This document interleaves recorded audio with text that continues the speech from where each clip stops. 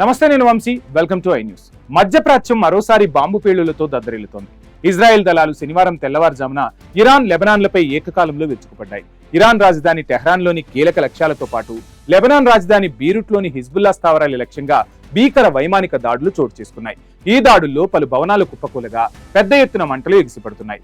అసలు ఇజ్రాయెల్ అకస్మాత్తుగా ఈ దాడులను ఎందుకు పెంచింది? ఇరాన్ సుప్రీం లీడర్ హతం తర్వాత మారుతున్న సమీకరణాలేంటి?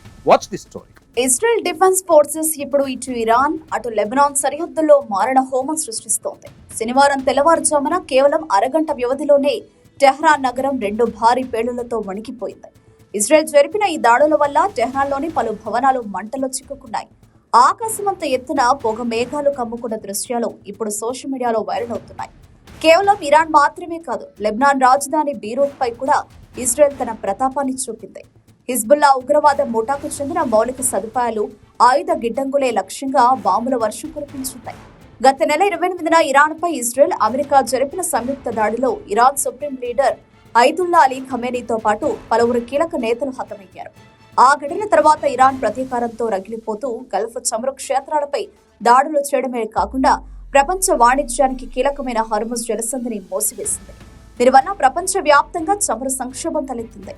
ఇరాన్ కు మద్దతుగా హిజ్బుల్లా గ్రూపులు ఇజ్రాయెల్ సరిహద్దుల్లో ఘర్షణలకు దిగడంతో ఇజ్రాయెల్ ఇప్పుడు తన పూర్తిస్థాయి యుద్ధ తంత్రాన్ని ప్రయోగిస్తోంది. గాజాలో హమాస్ను ఎలాగైతే నామరూపాలు లేకుండా చేసిందో, ఇప్పుడు హిజ్బుల్లాను కూడా అదే రీతిలో అంతం చేయాలని ఇజ్రాయెల్ కంకణం కట్టుకుంది. దక్షిణ లెబనాన్లో హిజ్బుల్లా బలగాల కదలికలను అడ్డుకోవడానికి ముందుగా కీలకమైన వంతెనలను ధ్వంసం చేసిన ఇజ్రాయెల్ ఇప్పుడు నేరుగా వారి ప్రధాన కార్యాలయాలపై దాడులు చేస్తోంది. ఈ వైమానిక దాడుల వల్ల లెబనాన్ ఆర్థిక పరిస్థితి మరింత దిగజారుతుండగా, ఇరాన్ మాత్రం తన అణు స్థావరాలు, రక్షణ వ్యవస్థలను కాపాడుకోవడానికి పోరాడుతుంది. ఇరు దేశాల మధ్య నెలకొన్న ఈ ఉద్రిక్తతలు ఎప్పుడు శాంతిస్తాయో ఎవరికీ అర్థం కావడం లేదు.